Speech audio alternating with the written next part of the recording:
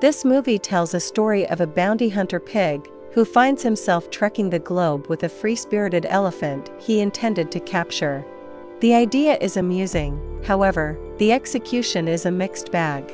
It aims for a quirky blend of darker, adult-leaning animation, making it suitable for older kids rather than younger kiddos. The clash of mature aesthetics and a kid's cartoon tone leads to a confusing mishmash that doesn't quite find its balance.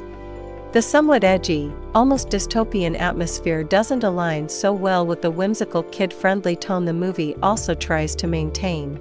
It creates a sense of visual whiplash, as the film often feels like it belongs in two different worlds. This is a paint-by-numbers animation full of mediocre puns and cheesy one-liners.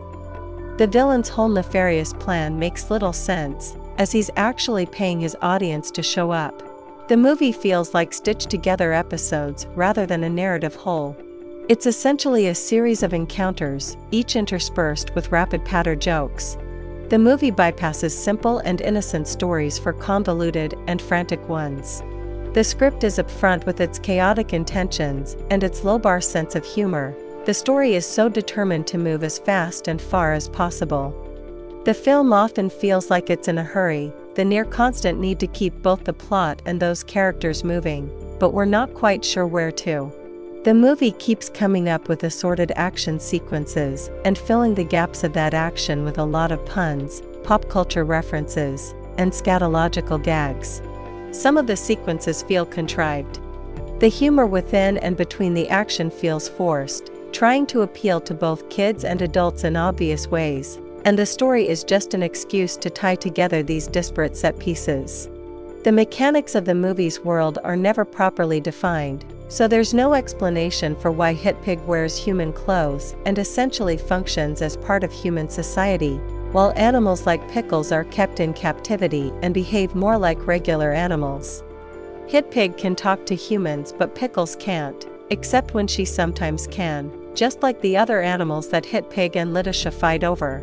There's far too much room to contemplate the confusing rules of Hitpig's reality, since the story is a tedious and poorly paced mess, which careens around the world but never goes anywhere. It takes its time getting to the central setup, when Hitpig is hired to recapture Pickles. Both characters are so annoying that it's hard to care about their connection. Pickles in particular is almost willfully stupid, constantly sowing chaos and destruction with blissful ignorance. The cast performance is uneven. Some are decent, however, the rest of the cast is rather weak. This inconsistency is dragging down key moments and hampered most of the emotional connection that the audience wants to feel toward the characters. The dialogue sometimes feels out of place and cringe-worthy, some lowbrow humor dumbed down the story as well. There's a surprising amount of apparent animal death in this movie, but the movie never engages with anything approaching emotional depth.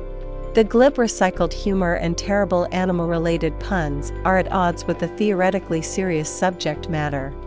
The movie's aesthetic is atrociously garish. It doesn't have that polish of cartoon giants like Disney, Pixar, or DreamWorks.